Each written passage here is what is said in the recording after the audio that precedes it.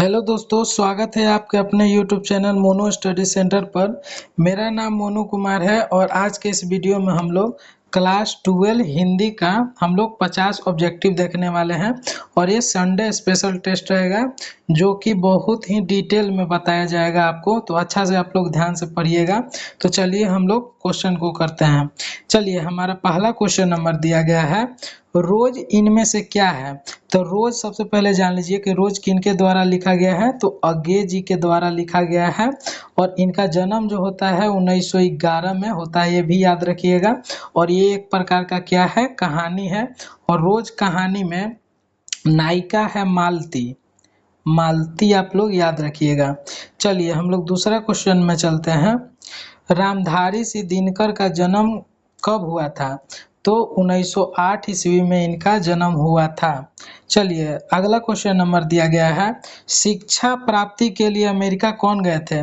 तो शिक्षा प्राप्ति के लिए अमेरिका कौन गए थे, तो जयप्रकाश नारायण, जिनका बचपन का नाम क्या था, बाउल। बाउल नाम था। और अमेरिका कब गए थे, तो 1924 ईस्वी में अमेरिका का गए थे। स्वामी सत्यदेव के भाषण सुन करके अमेरिका गए थे। और बड़ा होने के पर इनका नाम पड़ता है लोकनायक, जयप्रकाश लोकनायक के नाम से ये जाने लगते हैं। चलिए इनका जन्म जो होता है जयप्रकाश नारायण जी का 1902 ईस्वी में इनका जन्म होता है, ये भी आप लोग याद रखिएगा। चलिए हम लोग चौथा क्वेश्चन देखते हैं, लहना सिंह किस पद पर था। तो लहना सिंह जो था वो जमादार पद पर था और इसका राइफल नंबर 77 था। और लहना सिंह किस चैप्टर का पात्र है, तो उसने कहा था के पात्र है, कहा था का पात्र है, जो कि 1915 ईस्वी में प्रकाशित हुआ था। और उसने कहा था जो लिखा गया है वो चंद्रधर शर्मा गुलेरी जी के द्वारा लिखा गया है। चंद्रधर शर्मा गुलेरी जी के द्वारा लिखा गया है, आप लोग याद रखिएगा। चलिए अगला क्वेश्चन नंबर दिया गया है, बातचीत शीर्षक निबंध के निबंधकार कौन है। बातचीत को कौन लिखे हैं, तो बालकृष्ण भट्ट जी जो हैं वो लिखे हैं बातचीत चैप्टर को, जो कि इनका जन्म होता है 1944 ईस्वी में इनका जन्म होता है। और मृत्यु होता है 2014 ईस्वी में इनका मृत्यु होता है।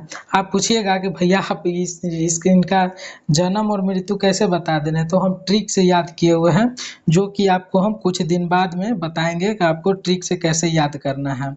तो चलिए अगला क्वेश्चन देख लेते हैं। अगला क्वेश्चन है, पलटन का विदूषक कौन है। पलटन का मतलब होता है टीम, टीम और विदूषक मतलब मजाकिया। तो जो उसने कहा था चैप्टर में मजाकिया कौन था, तो जो वजीरा सिंह जो था वो क्या था, वो मजाकिया था। मजाकिया मतलब क्या होता है, विदूषक, विदूषक मतलब मजाकिया होता है। चलिए अगला क्वेश्चन नंबर दिया गया है, जयप्रकाश नारायण ने किस साल छात्र आंदोलन का नेतृत्व किए थे। तो 1974 ईस्वी में जयप्रकाश नारायण जी छात्र आंदोलन किए थे, जो कि पटना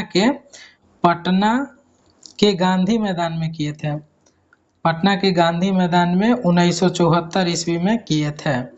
चलिए अगला क्वेश्चन नंबर दिया गया है, किसने कहा था अभी न जाने कितने मीलों इस देश की जनता को जाना है। तो जवाहरलाल नेहरू जो थे वो कहे थे कि अभी न जाने कितने मीलों देश की जनता को जाना है। यह कौन सा चैप्टर में चर्चा किया गया है, तो जयप्रकाश नारायण जो लिखे हैं, जयप्रकाश नारायण का भाषण कौन था, इनके द्वारा कौन सा भाषण दिया गया था, तो संपूर्ण क्रांति। संपूर्ण क्रांति, संपूर्ण क्रांति क्या ये भाषण दिए थे पटना के 1974 ईस्वी में गांधी मैदान में। जयप्रकाश नारायण, जयप्रकाश नारायण जी का जन्म होता है 1902 ईस्वी में, आप लोग याद रखिएगा। चलिए अगला क्वेश्चन देखते हैं, अर्धनारीश्वर का कल्पित रूप क्या है।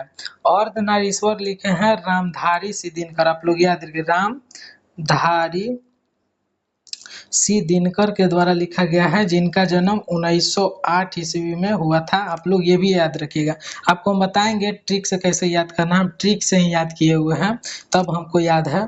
तो ये कल्पित किसका रूप है, तो शिव और पार्वती का कल्पित रूप है अर्धनारीश्वर। अगला क्वेश्चन नंबर दिया गया है, कौन सी कृति अज्ञेय जी की है? तो अज्ञेय जी के द्वारा कौन सा लिखा गया है? पल्लव, ये भी नहीं। कितनी नाव में कितनी बार, ओ सदा नीरा, ये नीरा तो जगदीश चंद्र माथुर के द्वारा लिखा गया है, जो कि अभी हम लोग नहीं पढ़े हैं। कितनी नावों में कितनी बार किनके द्वारा? अज्ञेय जी के द्वारा लिखा गया है। और अज्ञेय जी का जन्म भी आप लोग 1911 में आप लोग याद रखिएगा, ये सब ट्रिक से याद है हमको। चलिए अगला क्वेश्चन देखते हैं। रामधारी सिंह दिनकर की काव्य कृति कौन सी नहीं है? देखिए दिनकर जी का जन्म 1908 ईस्वी में हुआ था। ये सब हमको ट्रिक से याद है, आपको बताएंगे कुछ दिन बाद।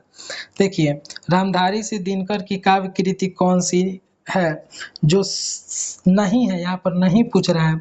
तो साकेत और यशोधरा जो देख रहे हैं, इनके द्वारा नहीं लिखा गया है। जो कि ये भी लिखा हुआ है, ये भी लिखा हुआ है, नील कसम ये भी लिखा हुआ है। प्राणभंग, रेणुका, हुंकार सब तो इनके द्वारा लिखा गया है। लेकिन पूछ रहा है कि कौन नहीं लिखा है? तो साकेत और यशोधरा जो है, इनके द्वारा नहीं लिखा गया है। चलिए सूबेदार हजारा सिंह के लड़के का क्या नाम था? तो सूबेदार हजारा सिंह के लड़के का नाम क्या था? तो बोधा सिंह था। और कीरत सिंह कौन था? तो लहना सिंह का भाई था। लहना लहना सिंह का भाई था। कौन? ये कीरत सिंह। और इनके ही गोदी में मरना चाहते थे, लेकिन वजीरा वजीरा वजीरा सिंह के गोदी में किसका? लहना सिंह का मौत होता है। लहना सिंह का मौत होता है वजीरा सिंह के गोद में होता है, वजीरा सिंह के। लेकिन मरना चाहते थे कीरत सिंह के गोद में मरना चाहते थे। चलिए अगला क्वेश्चन देखते हैं। बालकृष्ण भट्ट किस युग के रचनाकार हैं? तो बालकृष्ण भट्ट जी का जन्म पूछेगा तो 1944 ईस्वी में जन्म होता है। और 1944 ईस्वी में जन्म होता है और 2014 में इनका मृत्यु हो जाता है। आप लोग याद रखिएगा। किस युग के थे? तो भारतेंदु युग के थे। और जो द्विवेदी युग के कौन थे? तो ये चंद्रधर शर्मा गुलेरी जी। चंद्रधर शर्मा गुलेरी जी जो थे, वो द्विवेदी युग के। दूसर का चैप्टर कौन है? तो उसने कहा था, तो दूसर का है तो द्विवेदी। और ये बालकृष्ण भट्ट के द्वारा ये भारतेंदु युग के थे, आप लोग याद रखिएगा। चलिए अगला क्वेश्चन नंबर देखते हैं। जर्मन लफ्टन को किसने मार गिराया था? तो जर्मन लफ्टन को लहना सिंह मार गिराया था। अगला क्वेश्चन नंबर दिया गया है। किसके न होने से सृष्टि गूंगी प्रतीत होती है? तो वाक शक्ति के न होने से ये सृष्टि गूंगी प्रतीत होती है। चलिए अगला क्वेश्चन नंबर दिया गया है। कौन सी निबंध गुलेरी जी की रचित नहीं है? तो जो ये मजदूर और प्रेम आप देख रहे हैं ना, वो किनके द्वारा? गुलेरी जी, चंद्र शर्मा गुलेरी जी के द्वारा नहीं लिखा गया है। और इनका आपको जन्म हम बता देते हैं। 1883 में जन्म होता है इनका, आप लोग याद रखिएगा। 1922 में इनका मृत्यु हो जाता है।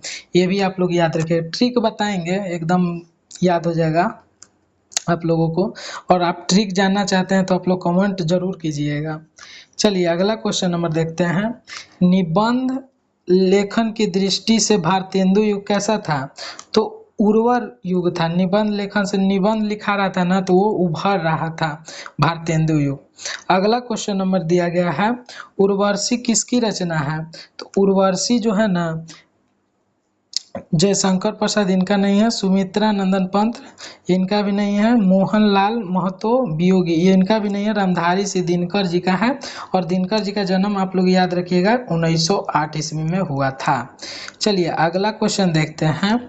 जयप्रकाश नारायण जी को बेंगलोर अस्पताल जा रहे थे, तो वे कहाँ रुके थे? तो वो मद्रास में वे रुके थे जयप्रकाश नारायण जी। और 1922 में कहाँ गए थे? तो ये अमेरिका गए थे जयप्रकाश नारायण। 1924 में क्या हुए थे? तो ये मार्क्सवादी बने थे। एक और क्वेश्चन पूछेगा आपसे कि लेनिन की मृत्यु कब हुई थी? तो 1924 ईस्वी में लेनिन की मृत्यु हुई थी। इतना बात याद रखिएगा। चलिए अगला क्वेश्चन नंबर दिया गया है। रामधारी सिंह दिनकर जी का कविता कब प्रकाशन क्या लिखा हुआ है? रामधारी सिंह दिनकर की पहली कविता कब प्रकाशित हुई? यहाँ पर हुई लिखा हुआ है। तो 1925 ईस्वी में पहली बार इनका कविता लिखाया गया था। और 1908 में इनका जन्म हुआ था रामधारी सिंह दिनकर जी का। चलिए अगला क्वेश्चन नंबर दिया गया है। मालती मालती का पति क्या था? तो मालती के पति का नाम था महेश्वर। महेश्वर नाम था। इनका बेटा का नाम टीटी था, आप लोग याद रखिएगा, टीटी था। और ये क्या करते थे?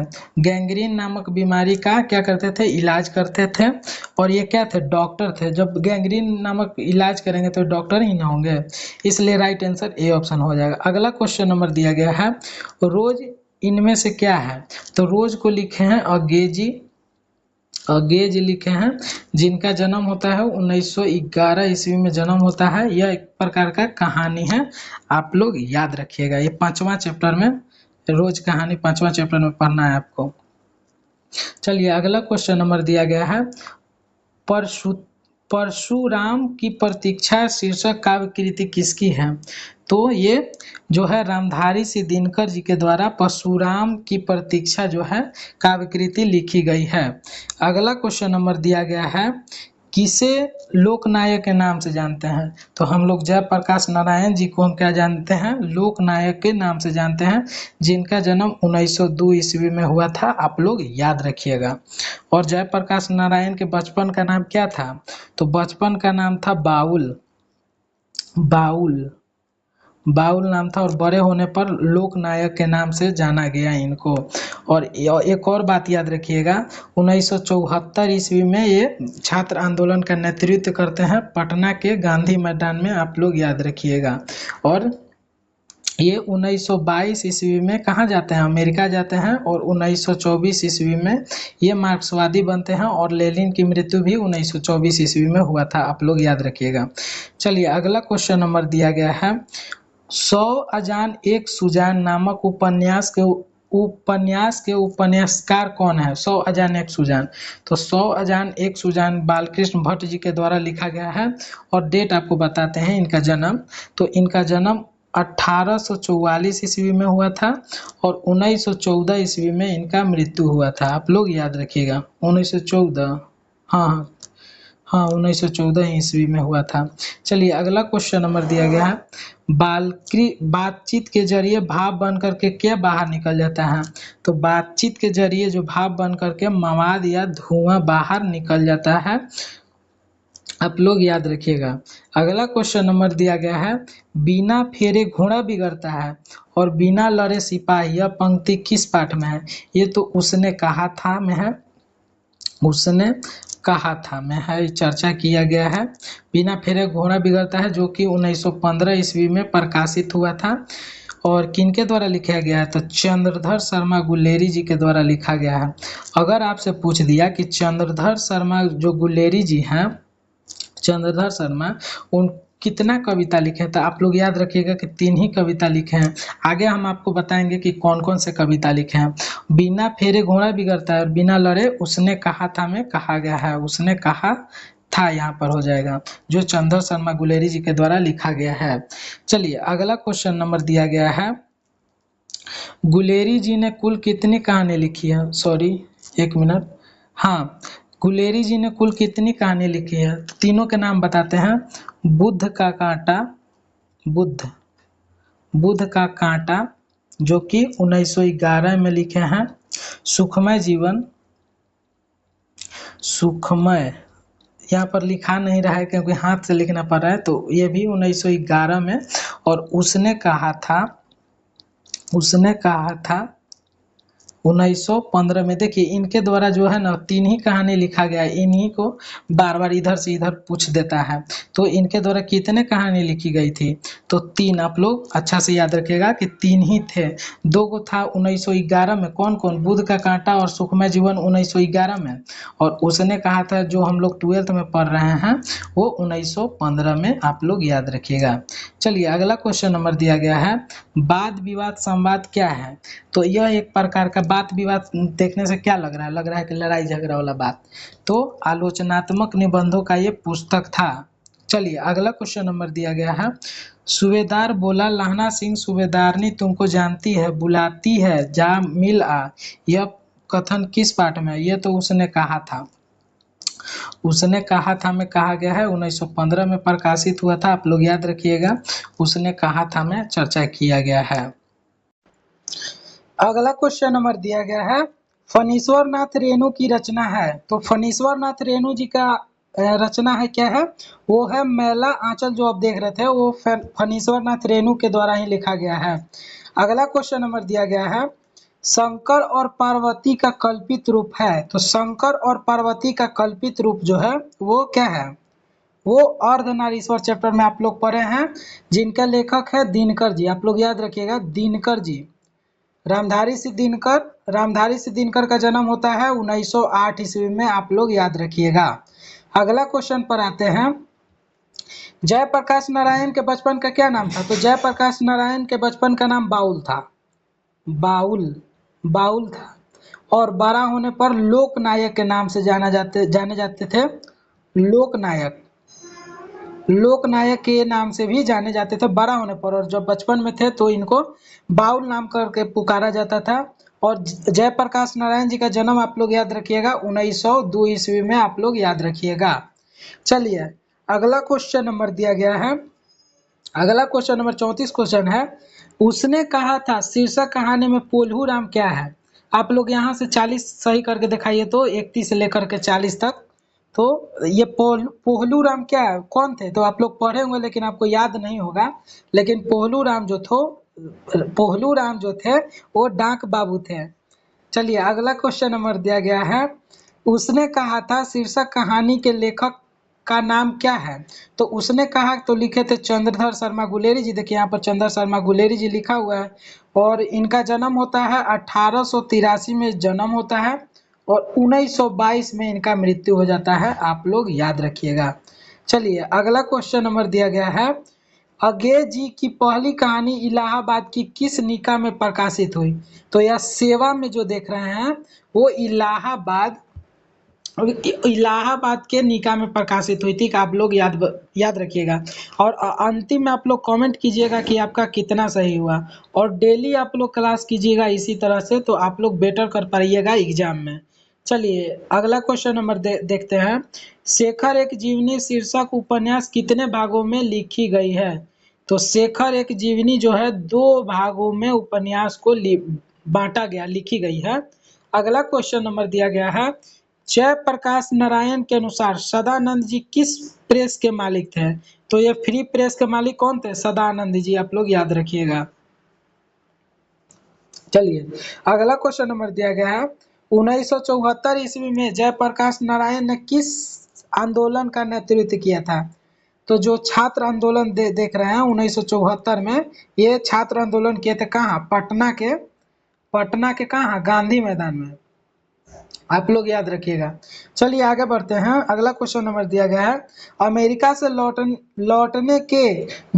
लौटने के जयप्रकाश नारायण मतलब अमेरिका से लौट रहे थे, तो जयप्रकाश नारायण जी किस पार्टी में शामिल हुए थे। तो कांग्रेस पार्टी में वो शामिल हो गए थे, डी ऑप्शन इसका हो जाएगा। अगला क्वेश्चन नंबर दिया गया है, मालती के पति का क्या नाम था। देखिए मालती जो थी, मालती के पति का नाम था महेश्वर, आप लोग याद रखिएगा, महेश्वर नाम था। इनके बेटा का नाम था क्या, तो इनके बेटा का नाम था टीटी, ये भी याद रखिएगा आप लोग। और मालती को क्या कहते हैं, इस चैप्टर का क्या कहते हैं, हीरोइन, जिसको क्या कहते हैं, नायिका इनको कहते हैं, क्योंकि ये सबसे ज्यादा इनका चर्चा किया गया इस चैप्टर में। चलिए अगला क्वेश्चन नंबर दिया गया है, रोज शीर्षक कहानी का पूर्व नाम क्या है। तो रोज को लिखे हैं अज्ञे जी, आप लोग याद रखिएगा, जिनका जन्म हुआ था 1911 ईस्वी में, आप लोग ये भी याद रखिएगा। ये सब ट्रिक्स है, हम सब बताएंगे आप लोगों को, कल सब्र रखिए आप लोग।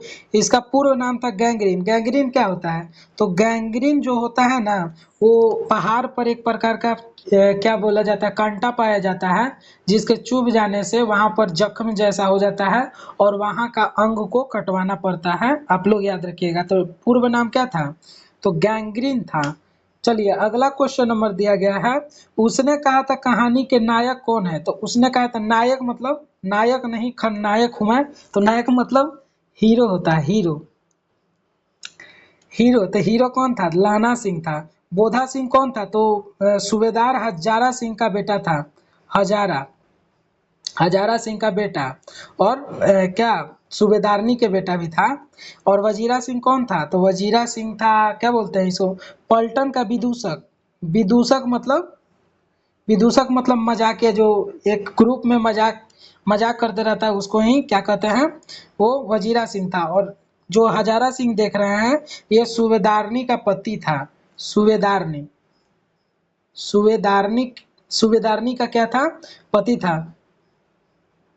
सूबेदारनी का पति था हजारा सिंह। लाना सिंह नायक था। बोधा सिंह सूबेदार का बेटा था, हजारा सिंह का भी बेटा था। और वजीरा सिंह कौन था? तो वजीरा सिंह पलटन का विदूषक मतलब मजाकिया आदमी था, मजाकिया था। और हजारा सिंह सूबेदारनी के पति थे।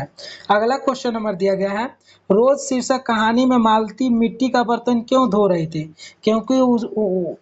क्योंकि उन्हें दही जमाने के लिए वो क्या कर रहे थे, पानी को गर्म कर रहे थे, गर्म पानी से धो रहे थे। अगला क्वेश्चन नंबर दिया गया है, आप लोगों से क्वेश्चन है कि जो मालती थी, मालती वो लेखक के क्या लगते थे, उनका रिश्ता क्या था? आप लोग कमेंट कीजिएगा। अगला क्वेश्चन नंबर दिया गया है, बिहार में हिंदी बिहार में हिंदी की वर्तमान स्थिति विषय पर लेख के लिए किसने सर्वोच्च पुरस्कार प्राप्त किया? तो जयप्रकाश नारायण को, इनको ही मिला था। बिहार में हिंदी की वर्तमान स्थिति विषय पर लेख लिखे थे, उनको जयप्रकाश नारायण को मिला था। चलिए अगला क्वेश्चन नंबर दिया गया है, शिक्षा प्राप्ति के लिए अमेरिका कौन गए थे? तो सबसे पहले आप लोग याद रखिएगा कि तो जयप्रकाश नारायण गए थे। जयप्रकाश नारायण आप लोग याद रखिएगा। और जयप्रकाश नारायण का याद रखिएगा 1902 में इनको जन्म होता है। 1922 में क्या होता है कि ये अमेरिका जाते हैं, किनके बात भाषण सुन करके? तो स्वामी सत्यदेव, आप लोग याद रखिएगा, स्वामी सत्यदेव के भाषण सुने थे। 1924 ईस्वी में आप लोग ये भी याद रखिएगा कि क्या है, लेनिन की मृत्यु हुई थी। और मार्क्सवादी भी बने थे 1924 ईस्वी में, आप लोग इतना बात याद रखिएगा। और ये क्या लिखे हैं, तो जयप्रकाश नारायण 1974 ईस्वी में क्या किए हैं, छात्र आंदोलन किए थे पटना के गांधी मैदान में। ये भी आप लोग ये बात याद रखिएगा। एक क्वेश्चन में बहुत सारा ऑब्जेक्टिव आप लोगों को एग्जाम तक आने में भी और बताएंगे, और डिटेल में बताएंगे, आप लोग खाली बने रहिए। चलिए अगला क्वेश्चन नंबर दिया गया है, कौन सी पुस्तक अज्ञे जी की है? तो अज्ञे जी हीरानंद सच्चिदानंद वात्स्या अज्ञे। तो जो हरी घास पर छनबर आप लोग देख रहे हैं, वो किनके द्वारा लिखा गया है? तो अज्ञे जी के द्वारा लिखा गया है, जिनका जन्म कब हुआ था? 1911 ईस्वी में जन्म हुआ था, ये भी याद रखिएगा। चलिए अगला क्वेश्चन नंबर दिया गया है, स्वाधीनता आंदोलन में उग्र और विरोधी विचारधारा वाले एक क्रांतिकारी के रूप में किनकी भूमिका रही? तो जो यहाँ पर क्या हो जाएगा आंसर, अज्ञे जी यहाँ पर देख रहे हैं, वो स्वाधीनता आंदोलन में उग्र और विरोधी विचारधारा वाले एक क्रांतिकारी के रूप में उनकी भूमिका रही थी, आप लोग याद रखिए। और अज्ञे जी का जन्म 1911 ईस्वी में, आप लोग याद रखिएगा। चलिए अगला क्वेश्चन नंबर दिया गया है, दिनकर जी को कौन सा पुरस्कार मिला था? तो पद्म भूषण आप लोग याद रखिएगा। और इनका जन्म हुआ था 1908 ईस्वी में, आप लोग याद रखिए। बार बार इसको हम करवा रहे हैं ताकि आप लोगों को याद हो जाए अच्छा तरह से। चलिए अगला क्वेश्चन नंबर दिया गया है, रोज शीर्षक पाठ में ये क्या लिखा हुआ, पलंग के नीचे कौन गिरता था बार बार? तो वही टीटी बउआ था ना, वो बार बार गिर जाता था पलंगवे पर से, भर दिन रोते रहता था, कभी इधर गिरता था कभी उधर गिरता, क्योंकि बहुत छोटा था वो बच्चा। और इसीलिए तो बोलते हैं कि यह रोज होता है, रोज गिरता है, यही कारण से इनका कहानी का नाम पड़ा रोज। ठीक है ना, आप लोग याद रखिएगा। चलिए अगला देखिए, ये हमारा लास्ट क्वेश्चन था। और ये जो फोटो है वो अर्धनारीश्वर का फोटो है, आप लोग देखिए, आधा अंग क्या है, शिव जी का, और आधा अंग पार्वती जी का, आप लोग याद रखिएगा। आशा करते हैं कि आपको यह वीडियो अच्छा लगा होगा। और हम आपसे कुछ भी नहीं मांगते हैं, आप लोग शेयर कीजिएगा अपने दोस्त के पास, लाइक शेयर एंड सब्सक्राइब जरूर कीजिएगा। और अपने दोस्त को भी बताइएगा ताकि उनका भी पढ़ लें। और इसका जो आप लोग ट्रिक देख रहे हैं, ट्रिक से सब कुछ याद किए हुए हैं, ट्रिक भी मिलेगा आप लोगों को कुछ दिन बाद, आपको ट्रिक बन रहा है। थोड़ा सा हमारे पास मोबाइल नहीं है जिसके कारण अभी नहीं बना है, मेरा दोस्तवा लेके चल गया मोबाइल। ठीक है, धन्यवाद।